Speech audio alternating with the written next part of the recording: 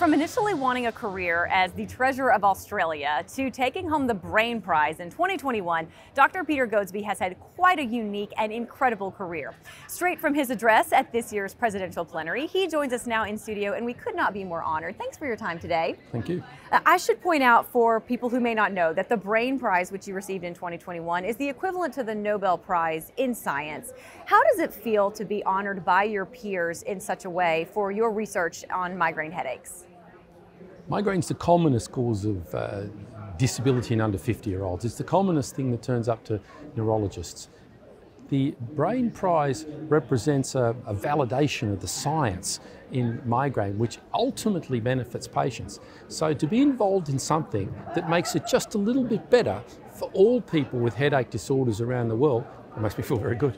Incredible, absolutely. So can you talk a little bit more about your groundbreaking research into migraines and then some of the subsequent treatment methods that have come out of that research? Lars Edmondson and I identified in the late 1980s the fact that calcitonin gene-related peptide, or CGRP, was pivotal in the expression of the migraine attack, and we hypothesized if you would block its effects, you would have an anti-migraine outcome. And indeed that's turned out to be true 30 years later. Monoclonal antibodies that block CGRP or its receptor, small molecule drugs called GPANTs that block the effect of CGRP, all work in migraine.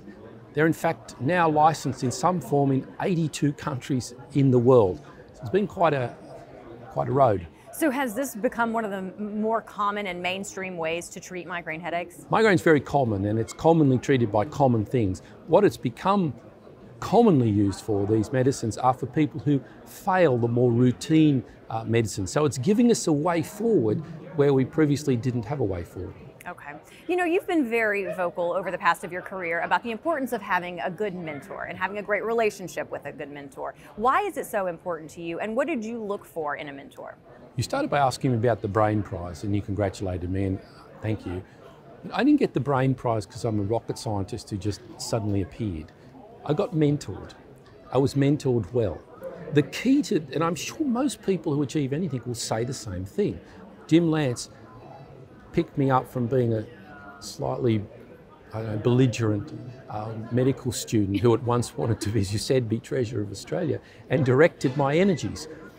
It's essential, I think, well, it was crucial for me to have good direction and good mentorship. What I looked for was excitement, was the person who seemed to understand where things were headed when it wasn't obvious for everyone else. So I guess I was looking for leadership and mentoring, leadership, teaching. These are the great things that we can bring to neurology. And he saw the potential. He saw where you could end up one day. I guess he didn't have many choices at the time, so maybe I was lucky.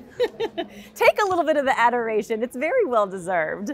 How important has the American Academy of Neurology been for your career and for providing you with some of those mentoring opportunities? The American Academy of Neurology has been very important to me. I've been at the meetings for longer than I care to say, certainly more than 20 years. It's great for networking, it's great for meeting, but for getting ideas, particularly outside your field, because it's so broad. So you can go to a lecture by real experts in something and get inspiration, and then you can meet your colleagues and you can talk through things. The ability to, as you say, network and develop your ideas at the Academy, and then meet people. I just met, coming over here, one of my previous students who's now a leader in headache in New Zealand. Well, you don't run across people in New Zealand every day of the week, but it's that sort of thing which really makes the Academy pretty special. And thank you for your time today. Certainly appreciate it. Thank you.